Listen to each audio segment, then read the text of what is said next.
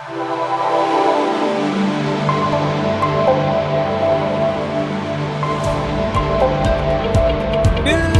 morning, Max. How are you doing today? I'm doing well, Julien. How's Paris? How is the city of light? And most importantly, how's Julien? Everything is great. I don't want to talk Paris today. Okay. I know the summer is behind us, but I'd like to keep the feeling a tad longer.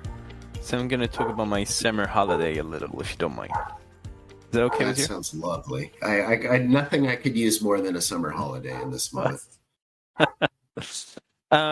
Today's story is not really a story per se. It's more a conversation I had with my wife over something that happened to us, something that's very common, but that I never thought about. And I thought that's something worth talking on the couch with Max. So Oh, okay. Well, a conversation with your wife is a story, but yeah, I want to hear it. so here it is. We've been traveling a bit, very short trips. And the last two trips we've had over the summer holidays were in two very different places, very different hotels. The first one was more of a big hotel chain of sort, while the second one was a very local boutique hotel. And the story is, the first one we booked a month in advance. And at booking, they took a certain amount of money from us. Probably 50%. Let's say it was 50%, I don't recall. Okay. And a few weeks before showing up, they took the other 50%. So we basically paid for everything before even being there. Everything went great. Nothing to tell about the hotel experience or whatsoever. Was great. But we had to pay in advance. Now, the second hotel, the boutique hotel, I found them on booking.com. But then, remembering my Australian experience. You didn't make anybody cry by booking through the big thing. You went straight to the hotel. Exactly. I called them up and I said, look, I've learned my lesson. I found you guys online, but I thought, would it be any different if I were to book through you directly? Because I'm pretty sure you pay a huge commission to those OTAs. And therefore, I like to book with you guys directly. And the lady on the phone was absolutely lovely. She said, yeah, if you book with us, you actually have a small discount, which was really a small discount. But that was not the reason why I was booking direct with them anyway, Right. so it did not matter. And then I said, okay, I need a room for 2 people plus a kid. I need a baby bed. I need this and that for that date. Is that going to be okay? Yep. What's your name? I gave my name. She took the name. She wrote it down. She said, okay, you're all set. See you next Saturday. And that was a little bit unsettling because she didn't ask for anything, but I just hang up and moved on with my life. She didn't ask for a copy of my ID card. She didn't ask for me to create an account. She didn't ask for my passport number. She didn't ask for my... Basically, all she had was my phone number and my name, and she didn't ask for any money. We went to the hotel on the day, had a lovely stay, and it's only on the next day when we left the hotel, during the checkout, that she actually charged me for the entire service, meaning the room plus the breakfast with a discount and everything.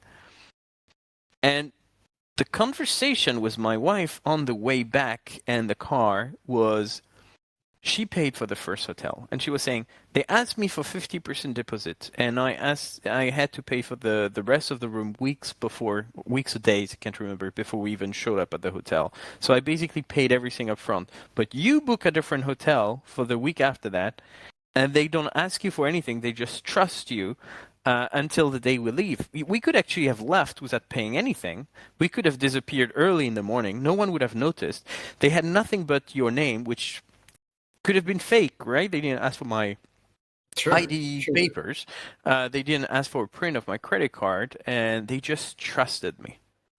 And that's really the story today. I wanted to explore a little bit how two different hotels can have very different customer experiences when it comes to booking and payment, knowing that both of these experiences, I think, are nothing out of the ordinary. We probably all had stuff that we pay in advance or hotels that you pay on the spot. But even when you pay on the spot, you tend to pay before you get into the room, not after you're ready to leave. Right, But right.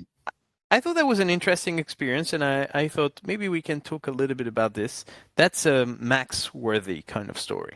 It's interesting. Hey, the first thing that I think is the small hotel will probably do that until somebody does skip out on them, or two or three people skip out on them.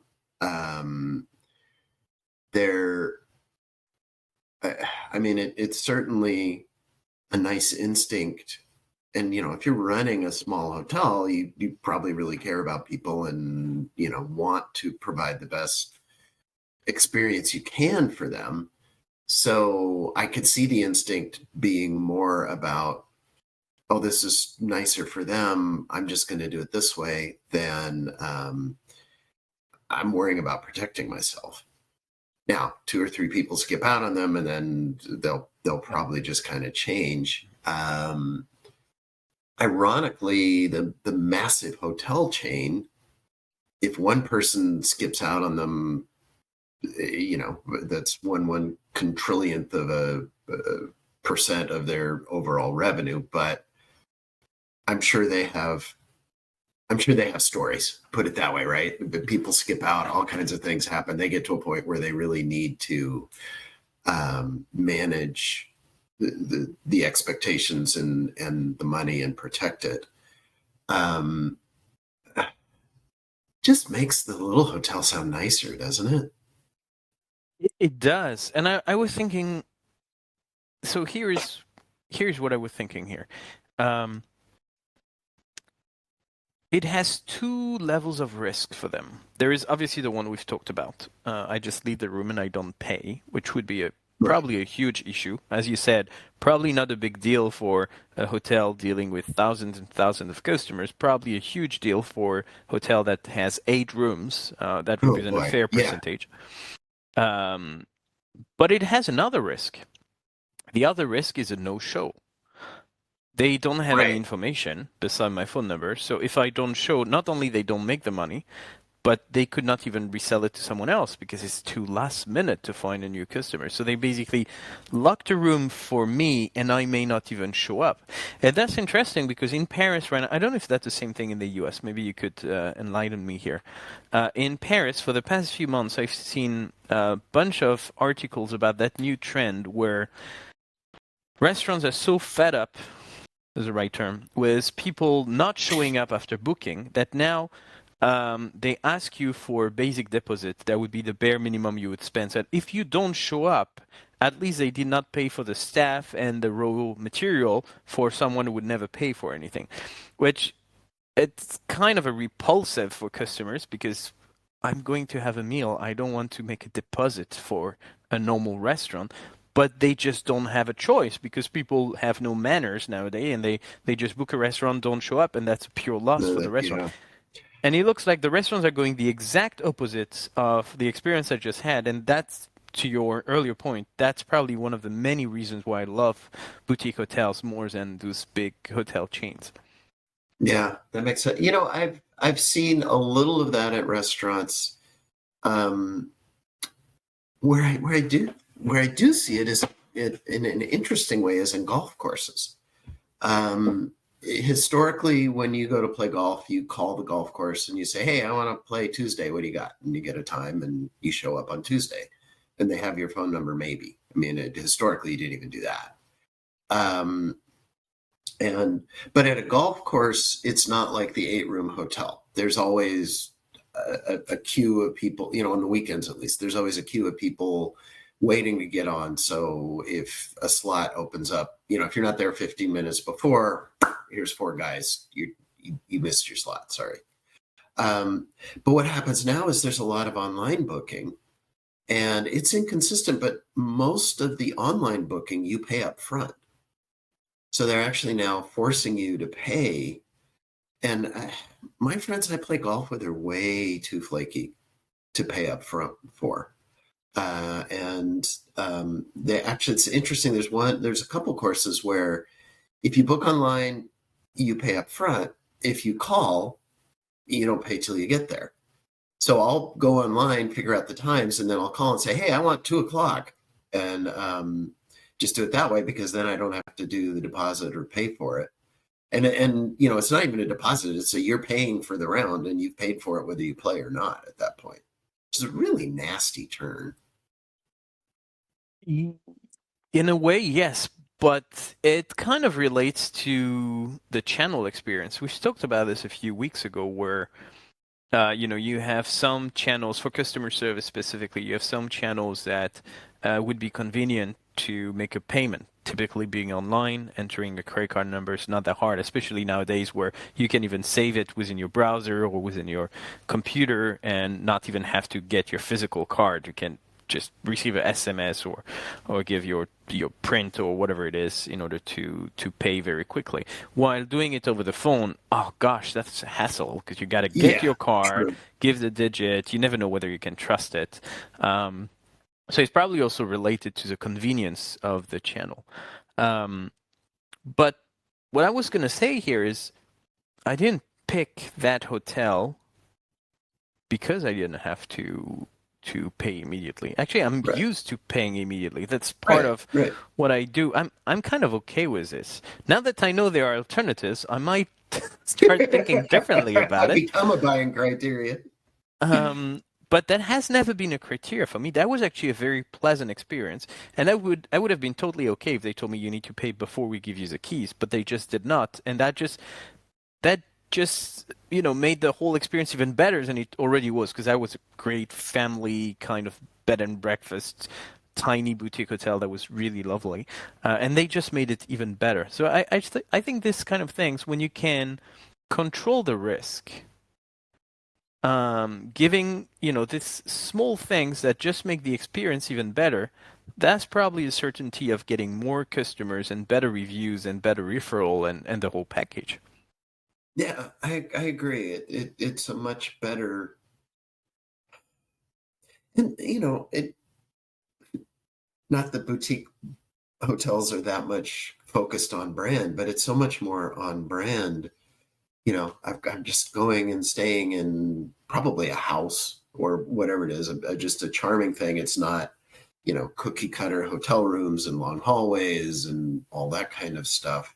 Um, you know, Part of that is, hey, come and stay. Oh, we'll worry about the money when you leave. That's fine.